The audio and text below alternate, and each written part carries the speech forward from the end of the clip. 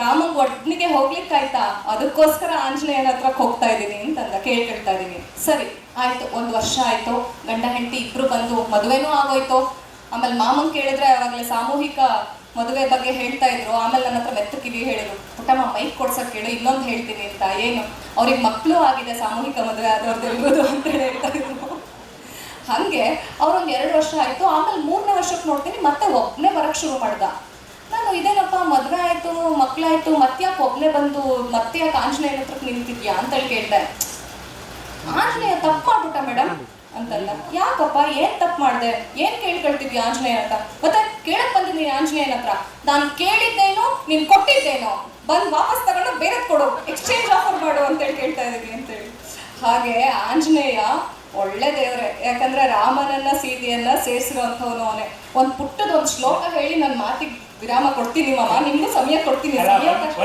ಸಮಯ ಇದೆ ಅಲ್ವಾ, ನಾನು ಸಮಯ ಕೊಡ್ತೀನಿ. ಒಂದೇ ನೀ ಮಂತ್ರ ಹೇಳಕ್ ಮುಂಚೆ ಅಕಸ್ಮಾತ್ ಹೇಳಿದ ಮಾತನ್ನು ಸರಿಯಾಗಿ ತಿಳಿದುಕೊಳ್ಳದಲ್ಲೇ ಹೋದರೆ ಆಮೇಲೆ ಅಪರಾಧೀಕರಣಕ್ಕೆ ಬಂತು ಅಂತ ಹೇಳಿದರೆ ಅವಾಗ ಕೂಗಾಡಿ ಸುಖ ಇಲ್ಲ. ಅದಕ್ಕೆ ಒಬ್ಬ ಬಂದ, ಮದುವೆನೇ ಆಗಲಿಲ್ಲ ಸರ್ ನನಗೆ, ನನ್ನ ಹತ್ರ ಹೇಳಿದ್ರೇನೆ ಸುಖ ಸರ್, ಹುಡುಗಿನೇ ಸಿಗ್ತಿಲ್ಲ. ಹೌದಾ ಅಂದೆ. ನೋಡಿ, ಒಂದು ಹುಡುಗಿ ಇದೆ, ಮದುವೆ ಆಗ್ತೀಯಾ ಅಂದೆ. ಸರ್ ಜಾತಿ ಸಮಸ್ಯೆನೇ ಇಲ್ಲ ಸರ್, ಆಗ್ತೀನಿ ಸರ್, ಹಾಕು, ಜಾತಿ ಏನಿದೆ, ಹೆಣ್ಣು ಜಾತಿ ಸಿಕ್ಕಿದ್ರೆ ಆಯಿತು, ಆಯಿತಾ. ಗಂಡಿಗೊಂದು ಹೆಣ್ಣು ಜಾತಿ, ಹೆಣ್ಣಿಗೊಂದು ಗಂಡು ಜಾತಿ ಸಿಕ್ಕಿದ್ರೆ ಮುಗೀತಲ್ಲ. ಇದು ಅವನೇನು ಮಾಡೋದು ಅಂದರೆ, ಆಯಿತು ಸರ್, ನೀವು ಹೆಣ್ಣು ಸಿಕ್ಕಿದ ಕೂಡಲೇ ಹೇಳಿಲ್ಲ. ಅವನ ಈ ಪವನ್ ಹೆಸರಿನವನು ಹುಡುಕೊಟ್ಟ. ಏನಂತಂದ್ರೆ, ಸರ್ ಒಂದು ಹೆಣ್ಣು ಸಿಕ್ಕಿದೆ, ಆಕೆಗೂ ಮದುವೆ ಆಗಿಲ್ಲ ಅಂತ. ಅದು ಬೇರೆ ಹೇಳ್ಬೇಕು. ಇವಾಗ ಆಕೆಗೂ ಮದುವೆ ಆಗಿಲ್ಲ ಸರ್, ಇವಾಗ ನೀವು ಮದುವೆ ಆಗ್ತೀರಾ ಅಂತ. ಆಗ್ತೀನಿ. ಮೆತ್ತಿಗೆ ಕೇಳಿದ, ವಯಸ್ಸೇನು ಸರ್? ಸರಿ, 26 ವರ್ಷ 3 ತಿಂಗಳಾಗಿದೆಯಪ್ಪ. ಅವನು ಮದುವೆ ತಲೆ ಎತ್ತು ಆಗಿಲ್ಲ. ಯಾಕೆ ಅಂಥದ್ದೇನು, ನೀನು ಹಾಗೇನೇ ಮಾಡೋದು ಒಂದು. ನನ್ನ ಸ್ವಾಮಿ, ನೀವು ಒಳ್ಳೆ ತಮಾಷೆ ಆಗ್ತದ, ಹೆಣ್ಣು ಸಿಕ್ಕಲಿಲ್ಲ, ಮದುವೆ ಆಗಲಿಲ್ಲ ಅಂದರೆ ಹಾಗೆ ಎಷ್ಟು ಒಂದು ವಯಸ್ಸಾಗಿದೆ ಕಣೆಯ, 28 ವರ್ಷ, 26, 27 ಆಗಿದೆ, 28 ವರ್ಷ 3 ತಿಂಗಳು ಹೇಳಿದ್ನಲ್ಲ. ಮತ್ತು ಅದೇ ನಂಗೆ ಮರ್ಯಾದೆ ಹೋಗಿರೋದು. ಅವಳಿಗಾಗಲೇ 3 ತಿಂಗಳಾಗಿದೆ ಅಂತ ನಾನು ಹೇಳಿದ್ನಲ್ಲ ಸರ್. 28 ವರ್ಷ 3 ತಿಂಗಳಾಗಿದೆ ಅಂತ ಹೇಳಿದ್ನಲ್ಲ. 28 ವರ್ಷ 3 ತಿಂಗಳು ಅಂತ ಅನ್ಕೊಂಬಿಟ್ಟು ಒಟ್ಟಿಗೆ ತಗೊಂಡ್ರೆ ನಾನೇನು ಮಾಡೋಣ? ಮಾತನ್ನೂ ನಾವು ಗಮನಿಸಬೇಕಾಗಿರ್ತಕ್ಕಂಥದ್ದು. ಮಾತಿಗೆ ಮಾತು ಸೇರಿದರೆ ನುಡಿ, ತಾಕಿದರೆ ಕಿಡಿ, ತಾಕಿದರೆ ಕಿಡಿ. ಅದಕ್ಕೆ ನೋಡಿ, ದಾಂಪತ್ಯ ಡಿಸ್ಕೌಂಟ್ ಆಫರ್ಗಳನ್ನೆಲ್ಲ ಕೊಟ್ಟರೆ ಮನೇಲಿ ವಸ್ತುಗಳು ಚೆನ್ನಾಗಿದ್ರು ಕೂಡ ಅವನ್ನ ಎಕ್ಸ್ಚೇಂಜ್ ಮಾಡಬೇಕು ಅಂತ ಭಾಳ ಆಸೆ ಆಗುತ್ತೆ. ಅದರಲ್ಲಿ ತುಂಬ ಮುಖ್ಯವಾಗಿ ಅಂತಂದರೆ ನಮ್ಮ ಮನೆ ಮಿಕ್ಸಿಗೆ ಏನಾದ್ರು ಎಕ್ಸ್ಟ್ರಾ ಒಂದು 50% ಆಫರು ದೀಪಾವಳಿಗೆ, ಯುಗಾದಿಗೆ ಅಂತ ಹೇಳಿಬಿಟ್ರೆ, ಅದು ಮಿಕ್ಸಿ ಎಷ್ಟೇ ಚೆನ್ನಾಗಿದೆ, ಒಳ್ಳೊಳ್ಳೆ ಆಫರ್ ಇದೆ ಕಲ್ರಿ, ಹೋಗ್ಬಿಡೋಣ ಅಂತೇಳಿ ಅನಿಸ್ಬಿಡುತ್ತೆ. ಹೀಗೆ ದೀಪಾವಳಿ ಆಫರು 50% ಆಫರು ಅಂತ ಹೇಳಿ ಮಿಕ್ಸಿ ಚೇಂಜ್ ಮಾಡಲಿಕ್ಕೆ ಕ್ಯಾರೆಟ್ ತುರಿಯೋದಿದೆಯಂತೆ, ಕಟ್ ಮಾಡೋದಿದೆಯಂತೆ, ಸೌತೆಕಾಯಿ ಕಟ್ ಮಾಡೋದಿದೆಯಂತೆ, ಏನು ನನಗೆ ಕೆಲಸವೇ ಇರಲ್ಲ, ಅದೊಂದು ಎಕ್ಸ್ಚೇಂಜ್ ಮಾಡ್ಕೊಂಡಿದ್ದು ಒಂದ್ಸಲ ಲಾಸ್ಟ್ ಟೈಮ್ ಕಲ್ರಿ ಬನ್ರಿ ಅಂತ ಗಂಡನ ಕರ್ಕೊಂಡು ಹೋಗ್ಬಿಡ್ತಾಳೆ, ಕಳೀತಿರ್ತಾಳೆ. ಇದರಲ್ಲಿ ಏನೋ ಸ್ಪೆಷಾಲಿಟಿ, ವೈಶಿಷ್ಟ್ಯತೆಗಳು, ಇದರಲ್ಲಿ ಚೆನ್ನಾಗಿದೆ, ಅದರಲ್ಲಿ ಚೆನ್ನಾಗಿದೆ ಅಂತ ಎಲ್ಲ ನೋಡ್ತಾ ಇರ್ತಾಳೆ. ಒಂದು 1/4 ಗಂಟೆ ಆಗುತ್ತೆ, 20 ನಿಮಿಷ ಆಗುತ್ತೆ, ಇವಳು ಮಿಕ್ಸಿನಲ್ಲೇ ಫುಲ್ಲು ಎಂಗೇಜ್ ಆಗಿ ಕಳೆದು ಹೋಗ್ಬಿಟ್ಟಿರ್ತಾಳೆ. ಆಮೇಲೆ ಒಂದು 20 ನಿಮಿಷ ಆದ್ಮೇಲೆ ಅರಿವಾಗುತ್ತೆ, ಓ ನಾನು ಮನೆಯಿಂದ ಒಬ್ಬಳೇ ಬಂದಿದ್ದಲ್ಲ, ಗಂಡನ ಜೊತೆಗೆ ಬಂದಿದ್ದೀನಲ್ವಾ ಅಂತ ಹೇಳ್ಬಿಟ್ಟು, ಅಯ್ಯೋ ನನ್ನ ಮಿಕ್ಸಿ ಒಳಗಡೆ ಮುಳುಗೋಗ್ಬಿಟ್ಟೆ, ನಾನು ಕರ್ಕೊ ಬಂದಿದ್ದು ಮನೆಯವ್ರನ್ನೇ ಮರ್ತ್ಬಿಟ್ನಲ್ಲ ಅಂತೇಳಿ ಹುಡ್ಕಾಡ್ತಾಳೆ. ಆಮೇಲೆ ನೋಡ್ತಾಳೆ, ಮೂಲೆಯಲ್ಲೆಲ್ಲೋ ಗಂಡ ಕುತ್ಕೊಬಿಟ್ಟಿದ್ದಾರೆ. ಅಪ್ಪ ನನ್ನ ಗಂಡ ಸಿಕ್ಕಿದ್ನಲ್ಲ ಸದ್ಯ ಅಂತೇಳಿ 1 ನಿಮಿಷ ನೋಡ್ತಾಳೆ. ಗಂಡ ಇನ್ನೊಂದು ಕಡೆ ತಲ್ಲೀನು ಹೋಗ್ಬಿಟ್ಟಿದ್ದಾನೆ, ಹಿಂಗೆ ಇಟ್ಕೊಂಡು ನೋಡ್ತಾ ನಿಂತ್ಬಿಟ್ಟಿದ್ದಾನೆ. ಅಯ್ಯೋ ಪಾಪ ನಮ್ಮ ಮನೆಯವ್ರು ಎಷ್ಟು ಒಳ್ಳೆಯವರಪ್ಪ, 20 ನಿಮಿಷದಿಂದ ನಾನು ಮಿಕ್ಸಿ ನೋಡ್ತಿದ್ರು, ಒಂದ್ಸಲನೂ ನನ್ನ ಕಡೆಗೆ ನೋಡ್ದಲ್ಲೇ ಅವ್ರ ಪಾಡಿಗೆ ಅವ್ರು ಇದಾರಲ್ಲ. ಎಷ್ಟೊತ್ತೆ ಈಗ ಗೊತ್ತಲ್ಲ, ಗಂಡನ ಕರ್ಕೊಂಡೋದ್ರೆ ಶಾಪಿಂಗ್ ಮಾಡೋಕ್ಕಾಗಲ್ಲ, ಎಷ್ಟೊತ್ತೆ ಬೇಗ ಒಂದು ತಗೊಂಡು ನಡಿಯೋಕ್ಕಾಗಲ್ವಾ, ನನ್ನನ್ನು ಕರ್ಸ್ಕೊಂಡು ಕೂರ್ಸ್ಕೊಂಡು ಎಷ್ಟಿದ್ದು ಏನ ಸೇಲ್ಸ್ ಗರ್ಲ್ನ. ಕನ್ನಡದಲ್ಲಿ ಸೇಲ್ಸ್ ಗರ್ಲ್ನ ಏನು ಹೇಳ್ತಾರೆ ಮಾಮ? ಸೇಲ್ಸ್ ಗರ್ಲನ್ನ ಕನ್ನಡದಲ್ಲಿ ಏನಂತಾರೆ? ಸೇಲ್ ಅಂದ್ರೇನೋ ಮಾರುವಂಥದ್ದು. ಗರ್ಲ್ ಅನ್ನೋದಕ್ಕೆ ನಾವು ಸಾಂಸ್ಕೃತಿಕವಾಗಿ ಏನಂತ ಕರಿತೀವಿ? ಅಮ್ಮ ಅಂತ ಕರಿತೀವಿ. ಬಾರಮ್ಮ, ಹೋಗಮ್ಮ ಅಲ್ಲಿಗೆ. ಮಾರು ಪ್ಲಸ್ ಅಮ್ಮ ಏನಾಗುತ್ತೆ? ಮಾರಮ್ಮನ ನೋಡ್ಕೊಂಡು ಕುತ್ಕೊಬಿಡ್ತಾರೆ. ಸೇಲ್ಸ್ ಗರ್ಲ್ ನೋಡ್ಕೊಂಡು ಕೂತ್ಬಿಟ್ಟಿದ್ದಾಳೆ. 7 ಬಂತು ಒಳಗಡೆಯಿಂದ. ಏನು ಹೇಳಿ ಮೊದಲನೇ ಜೋಕು? ಗಂಡ ಹುಲಿ ಇರ್ಬೋದು, ಹೆಂಡತಿ ಏನೋ ಚಾಮುಂಡೇಶ್ವರಿ ಅವತಾರ ಬಂದ್ಬಿಡುತ್ತೆ ಅವಳಿಗೆ. ಹಾ, ಇಷ್ಟೊತ್ತರೆಗೂ ನಾನು ಕಷ್ಟಪಟ್ಕೊಂಡು ಮನೇಲಿ ಮಿಕ್ಸಿ ಯಾವ್ದು ಬೇಕು ಅಂತ ನೋಡ್ತಾ ಇದ್ದೀನಿ, ಇವ್ರಿಲ್ಲ ಆರಾಮಾಗಿ ಸೇಲ್ಸ್ಗಾರನ ನೋಡ್ತಾ ನಿಂತಿದ್ದಾಳೆ ಅಂತೇಳಿ ಮೆತ್ತಗೆ ಹೋಗ್ತಾಳೆ. ಏನು ಬೈಯಲ್ಲ ಪಾಪ, 108 ಜನ ಇದಾರಲ್ಲ, ಯಾವತ್ತಿದ್ರು ನಮ್ಮ ಹೆಣ್ಮಕ್ಳು ಗಂಡನ ಎಲ್ಲೂ ಬಿಟ್ಕೊಡಲ್ಲ. ಮೆತ್ತಗೆ ಕರೀತಾಳೆ, ರೀ ರೀ ಏಯ್ ಏನೇನಿತ್ತು ಸುಮ್ಮನೆ ನೋಡೋಗೆ ಏನು ಬೇಕು ಅವನು, ರೀ ರೀ ಏನೇ ರೀ, ಎಕ್ಸ್ಚೇಂಜ್ ಇರೋದು ಮಿಕ್ಸಿಗೆ ಮಾತ್ರ, ಹೆಂಡತಿಗಲ್ಲ ಕಣ್ರಿ ಎಕ್ಸ್ಚೇಂಜ್ ಅಂತಾರೆ ಇರುತ್ತೆ. ಅವಳದಲ್ಲಿ ಏನು ಬೇಕಾದ್ರೂ ದೊಡ್ಡದಾಗಿ ಗಲಾಟೆ ಮಾಡ್ಬೋದಾಗಿತ್ತು ಅಂಗಡಿನಲ್ಲಿ, ಆದರೆ ಮೆತ್ತಗೆ ಆಕೆ ಅದನ್ನು ಸರಿದೂಗಿಸಿದ್ಲು. ಹಂಗಾಗಿ ಸಂಸಾರದ ಆತ್ಮ ಯಾವತ್ತಿದ್ರೂ ನಾಲ್ಗೆ ತುದಿಯಲ್ಲಿರುತ್ತೆ. ಹೀಗಿದ್ಮೇಲೆ ಒಂದು ಪ್ರಶ್ನೆ ಹೇಳ್ತೀನಿ, ಉತ್ತರ ಕೊಡಿ. ಮಾನವ ಅಂದರೆ ಯಾರು? ಮಾನವ ಅಂದರೆ ಯಾರು? ಮಾನವ ಅಂದರೆ ಒಂದು ಹೆಣ್ಣಿನಿಂದ ಮತ್ತೊಂದು ಹೆಣ್ಣಿನ ಕಡೆಗೆ ಹೋಗುವವನೇ ಮಾನವ. ಒಪ್ತೀರಾ? ಎಷ್ಟು ಜನ ಒಪ್ತೀರಾ? ಎಷ್ಟು ಜನ ಒಪ್ಪಲ್ಲ? ಈಗ ನಾವು ಉತ್ತರ ಕೊಡ್ಬೇಕು. ನಾನು ಲೆಕ್ಚರರ್, ನಾನು ಉಪನ್ಯಾಸಕ್ಕೆ, ನಮ್ಮ ಶಾಲೆಯಲ್ಲೂ ಹಿಂಗೇನೆ, ಕಾಲೇಜ್ನಲ್ಲೂ ಏನೋ ಉತ್ತರ ಹೌದು ಅಥವಾ ಇಲ್ಲ, ಎರಡಕ್ಕೂ ಉತ್ತರ ಕೊಡಲಿಲ್ಲ ಅಂದರೆ ಇವ್ರು ನನ್ನ ಕ್ಲಾಸ್ನಲ್ಲಿ ಇಲ್ಲ ಅಂತ ನಾನು ಕನ್ಸಿಡರ್ ಮಾಡ್ತೀನಿ ಅಂತ ನನ್ನ ಮಕ್ಳಿಗೆ ಹೇಳ್ತಾ ಇರ್ತೀನಿ. ಒಂದು ಹೆಣ್ಣಿನಿಂದ ಮತ್ತೊಂದು ಹೆಣ್ಣಿನ ಕಡೆಗೆ ಹೋಗುವವನೇ ಮಾನವ. ಒಪ್ಪುವವರು ಎಷ್ಟು ಜನ? ಒಪ್ಪದೇ ಇರುವವರು ಎಷ್ಟು ಜನ? ತುಂಬ ಕಡಿಮೆ ಮಂದಿನ ಒಪ್ಪದೇ ಇರೋರು. ನೋಡಿ, ಯಥಾ ದೃಶ್ಯ ತಥಾ ಭಾವ, ಯಥಾ ಭಾವ ತಥಾ ದೃಶ್ಯ ಅಂತ ಸಂಸ್ಕೃತದಲ್ಲಿ ಒಂದು ಮಾತಿದೆ. ನಮಗೆ ಒಂದು ಹೆಣ್ಣಿನ ಕಡೆಯಿಂದ ಮತ್ತೊಂದು ಹೆಣ್ಣಿನ ಕಡೆಗೆ ಅಂತಂದು ಕೂಡಲೇ ಮಾಮ ಆವಾಗಲೇ ಹೇಳಿದ್ರಲ್ವಾ, ಇವತ್ತು ಹನಿ ಕೂಂಬಿಗಿಂತ ಹನಿ ಟ್ರ್ಯಾಪ್ಗಳೇ ಜಾಸ್ತಿ ಆಗಿದೆ ಅನ್ನೋ ಒಂದು ಕಲ್ಪನೆಯ ಹೆಣ್ಣನ್ನ ಮಾತ್ರ ನಾವು ಯೋಚನೆ ಮಾಡ್ತೀವಿ.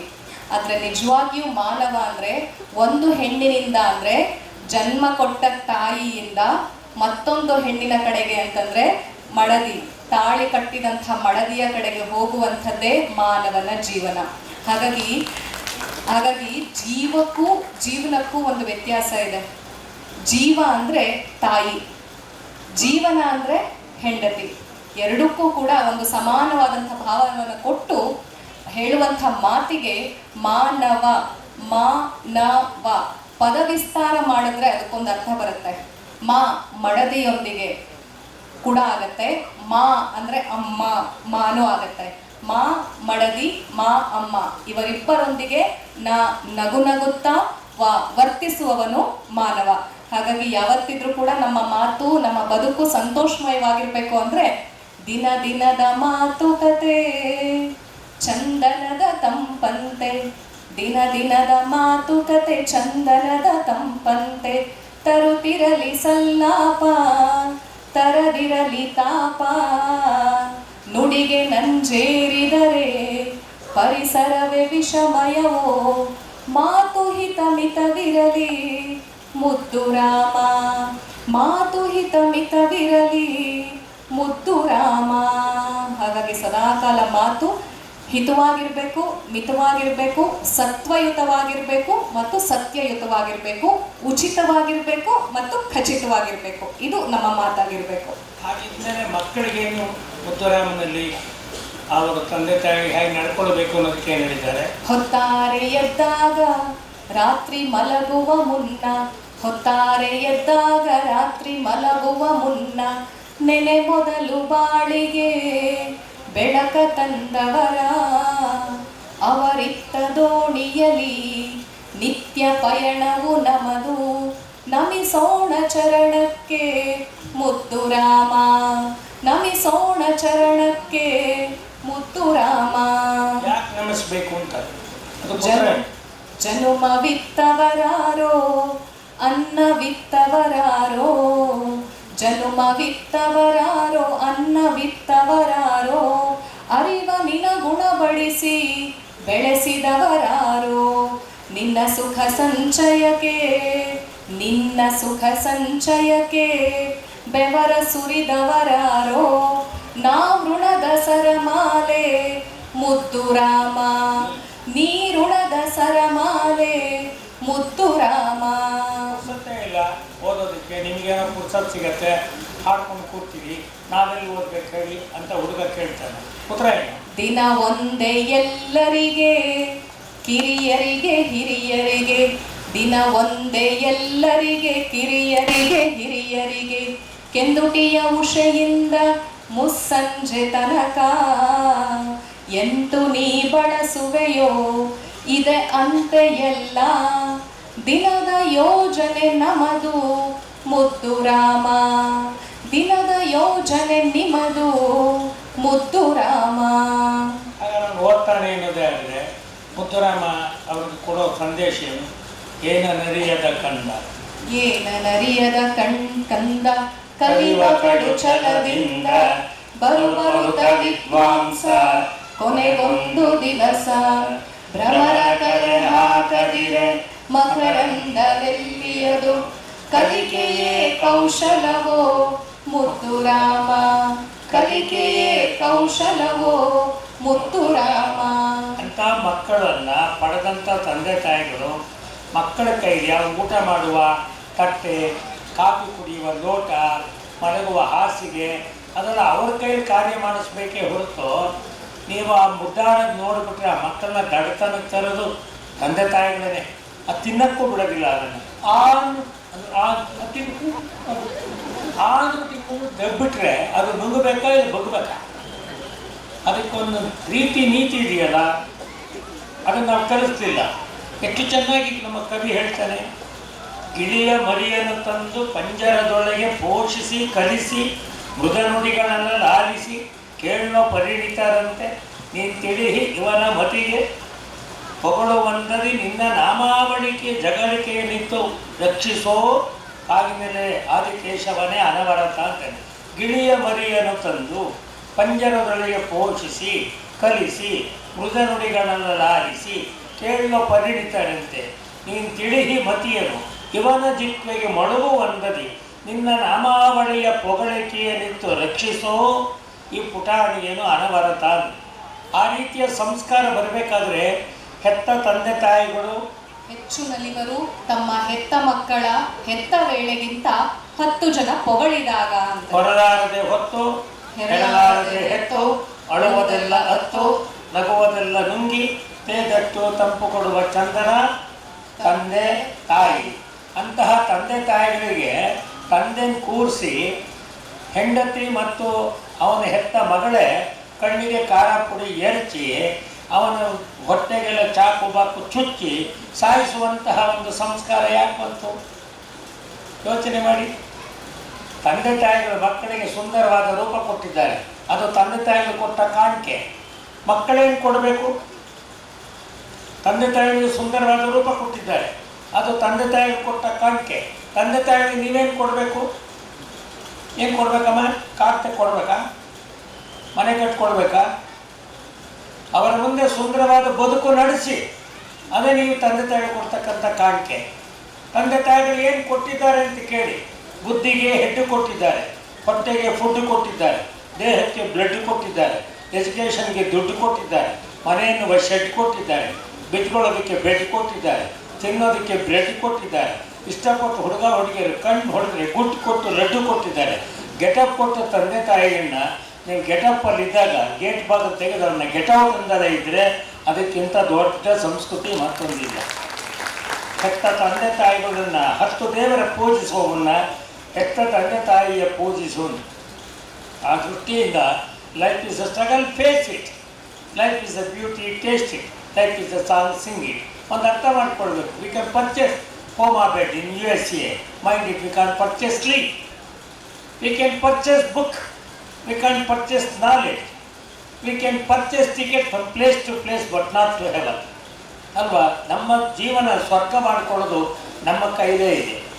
ಆದ್ದರಿಂದ ತಂದೆ ತಾಯಿಗಳಿಗೆ ಗೌರವವನ್ನು ಕೊಟ್ಟು ತನ್ಮೂಲಕ ನಮ್ಮ ಬದುಕನ್ನು ಗೌರವಕ್ಕೆ ಎತ್ತರಿಸಿಕೊಂಡಿದ್ದೇ ಆದರೆ ಇಂಥ ಸಂಘ ಸಂಸ್ಥೆಗಳ ಮೂಲಕ ಇವತ್ತೇನು ಗೌರವ ಪಡೆದರೋ ಹಾಗೆ ಮಕ್ಕಳು ಕೂಡ ಗೌರವವನ್ನು ಪಡೀತಾರೆ. ಇವತ್ತೇನಾದರೂ ಒಂದು ಮಾತಾಡೋಣ ಅಂತ ಹೇಳಿದರೆ ಹೆಸರುಗಳೇ ಆಶ್ಚರ್ಯ ಆಗುತ್ತೆ. ದರ್ಶನ ಮಾಡಿದ್ದೀರಾ ಅಂದರು, ಇಲ್ಲ ಅಂದೆ. ಅಲ್ಲ ಪವಿತ್ರ ಆಗಬೇಕಿತ್ತಲ್ಲ ಅಂದೆ, ಇಲ್ಲ ಅವ್ರು ಜೈಲಲ್ಲಿದ್ದಾರೆ. ದರ್ಶನ ಪವಿತ್ರ ಅಂತಂದರೆ ಅಲ್ಲಿ ಸಿನಿಮಾ ಹೆಸರಿಗೆ ಹೋಗ್ಬಿಟ್ರೆ ಹೆಂಗ್ರಿ? ಆಮೇಲೆ ಒಂದು ಹೆಣ್ಮಗುಗೆ ನಾನು ಹೇಳಿದೆ, ದೇವರನ್ನ ಪ್ರಾರ್ಥನೆ ಮಾಡ್ತೀನಿ ಮಾಡಮ್ಮ ಅಂದೆ. ಏನಾಗಬೇಕು ಅಂದ್ರೆ ಅವ್ರ ತಂದೆ ತಾಯಿಗಳು ಒಂದು ಒಳ್ಳೆ ಗಂಡು ಸಿಗಬೇಕು ಅಂತ.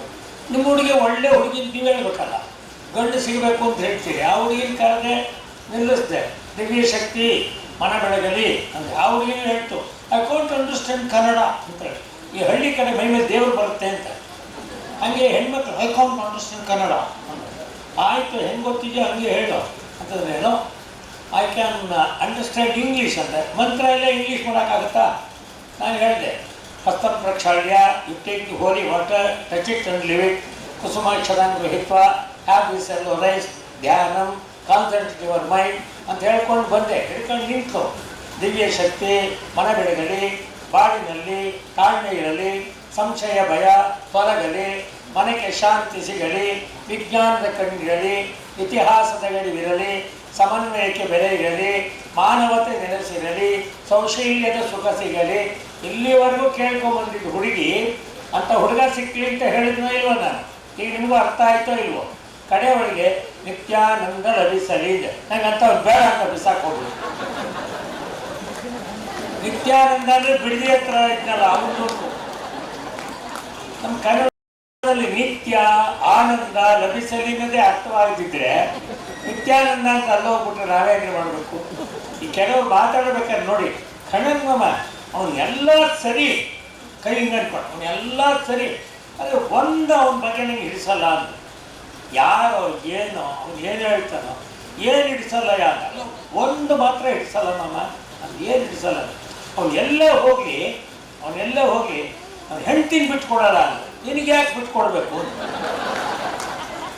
ಆದರೆ ಇವರಿಗೆ ಯಾಕೆ ಹೆಂಡ್ತಿನ ಬಿಟ್ಕೊಡ್ಬೇಕು? ನಾವು ಈ ವಕ್ರವಾಗಿ ಹಿಂಗೆ ಮಾತಾಡ್ತಕ್ಕಂಥ ಜನಕ್ಕೆ ಭಾಷೆಯಲ್ಲಿ ಒಂದು ಸಂಸ್ಕಾರ ಇದೆಯಲ್ವಾ?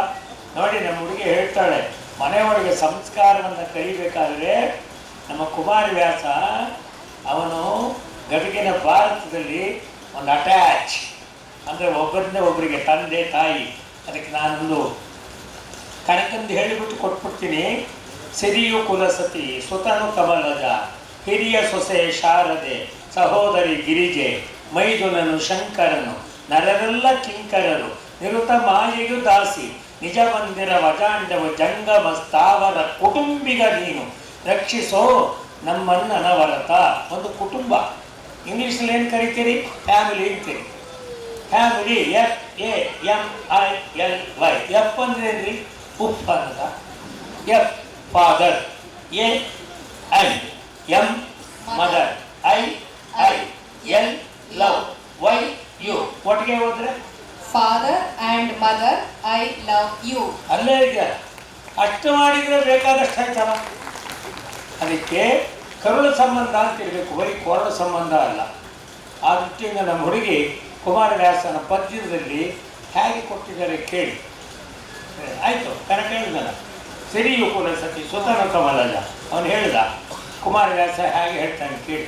ಅದೇ ಈ ಕಾನ್ವೆಂಟ್ ಅಂತ ಒಂದು ಸೇರಿಸ್ಬಿಟ್ಟು ನಮ್ಮ ಮಕ್ಕಳನ್ನು, ಯಾರು ಮನೆಗೆ ಬಂದಿದ್ದಾರೆ, ಬಂದರೆ ಅವ್ರ ಮನೆ ಹುಡುಗ ಕಮಿಂಗ್ ಸೈಡ್ ಸಾರ್ ಅಂತ ಅವ್ರು ಕೂತು, ಆಮೇಲೆ ಏನೇ ತಂದೆ ತಾಯಿ ಇದ್ದಾರೆ ಅಂದರೆ papa is there and mummy is there ಅಂತ.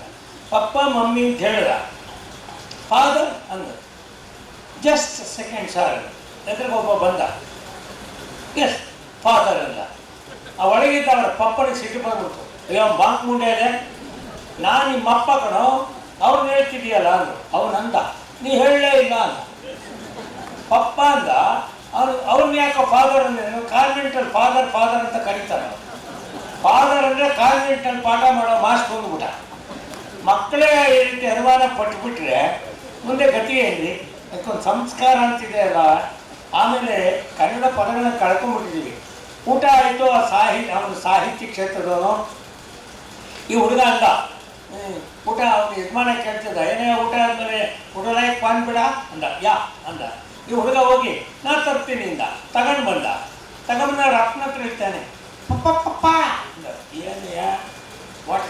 ಪಪ್ಪ ಇದಕ್ಕೆ ಸ್ಕ್ರೂ ಇಲ್ಲ, ಇದಕ್ಕೆ ಸ್ಕ್ರೂ ಇಲ್ಲ ಅಂದ. ಅಯ್ಯೋ ಮಾಂಗ್ ಮುಂಡೆ ಇದೆ. ಪಾನ್ ಬೆಳಗ್ಗೆ ಎಂಟದ ಸ್ಕ್ರೂ ಅಂದರು. ಲವಂಗ ಆ ಲವಂಗ ಸ್ಕ್ರೂ ಥರ ಇದೆಯಲ್ಲ, ನಮಗೆ ಸ್ಕ್ರೂ ಗೊತ್ತೇ ಹೊರತು ಲವಂಗ ಗೊತ್ತಿಲ್ಲ. ಪದಗಳನ್ನೆಲ್ಲ ಹೇಗೆ ಕಳ್ಕೊಂಡ್ಬಿಡ್ತೀವಿ. ಅದಕ್ಕೆ ಮುಂಚೆ ಕರುಳು ಸಂಬಂಧ ಕಳ್ಕೋಬಾರ್ದು. ನಮ್ಮ ಕೊರಳು ಕನ್ನಡ ಅನ್ನೋದಕ್ಕೊಂದು ಹೇಳಮ್ಮ, ಅದು ಹೇಳಿಬಿಟ್ಟು ಅದನ್ನು ಹೇಳು. ಒಂದು ಕನ್ನಡ ಅನ್ನೋದಕ್ಕೊಂದು ಎಷ್ಟು ಚೆನ್ನಾಗಿದೆ ನೋಡಿ. ಕನ್ನಡ ಭಾಷೆ ಎಷ್ಟು ಸೌಂದರ್ಯಮಯವಾದದ್ದು ಅಂತಂದ್ರೆ, ಉತ್ತಂಗಿ ಚೆನ್ನಪ್ಪ ಅಂತ ಹೇಳಿ ಉತ್ತರ ಕರ್ನಾಟಕದವರು ಕೇವಲ ಕನ್ನಡ ಅನ್ನೋ ಒಂದೇ ಒಂದು ಪದವನ್ನ ಉಪಯೋಗಿಸಿ ಅದನ್ನ ಪ್ರತಿ ರೂಪದಲ್ಲಿ ಮತ್ತೆ ಮತ್ತೆ ಉಪಯೋಗಿಸಿ ಒಂದು ಪುಟ್ಟ ಕವಿತೆ ಬರೀತಾರೆ.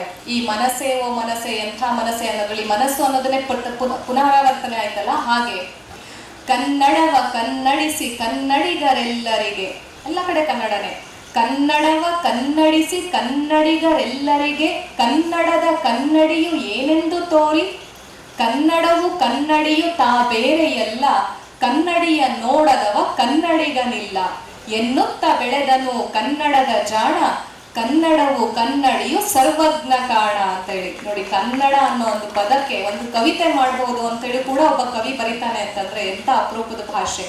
ಆ ಭಾಷೆಗೆ ಇನ್ನೊಂದಷ್ಟು ಮೆರಗನ್ನ ಕೊಟ್ಟಿರುವಂಥದ್ದು ಈಗಷ್ಟೇ ಕಣ್ಣಮ್ಮ ಹೇಳಿದ್ರಲ್ಲ, ಕುಮಾರವ್ಯಾಸ. ಕುಮಾರವ್ಯಾಸನ ಭಾರತದಲ್ಲಿ ಒಂದು ಪದ್ಯ ಬರುತ್ತೆ. ಎಂಥ ಅಪರೂಪದ ಪದ್ಯ ಅಂತಂದ್ರೆ ಒಗಟಿದೆ ಆ ಪದ್ಯದಲ್ಲಿ. ಕನ್ನಡದ ಭಾಷಾ ಸೌಂದರ್ಯ ಇದೆ, ಕನ್ನಡದ ಭಾಷಾ ವೈವಿಧ್ಯತೆ ಇದೆ, ನಮ್ಮ ಸಂಬಂಧಗಳು ಇದೆ, ಸಂಬಂಧಗಳ ಅರ್ಥಗಳಿದೆ, ಅದ್ರದ್ದು ಹೆಸರಿದೆ. ಇಡೀ ಮಹಾಭಾರತವನ್ನೇ 6 ಸಾಲಿನ ಷಟ್ಪದಿಯಲ್ಲಿ ಕುಮಾರವ್ಯಾಸ ಕಟ್ಟಿಕೊಡ್ತಾನೆ. ಸುಲಭವಾಗಿಯೂ ಇದೆ. ಅಂಥ ಹಳೆ ಕನ್ನಡ ಹೆಂಗಪ್ಪ ಅರ್ಥ ಮಾಡ್ಕೊಳ್ಳೋದು? ಹಂಗೂ ಇಲ್ಲ, ನೀವೇ ಕೇಳಿ. ವೇದ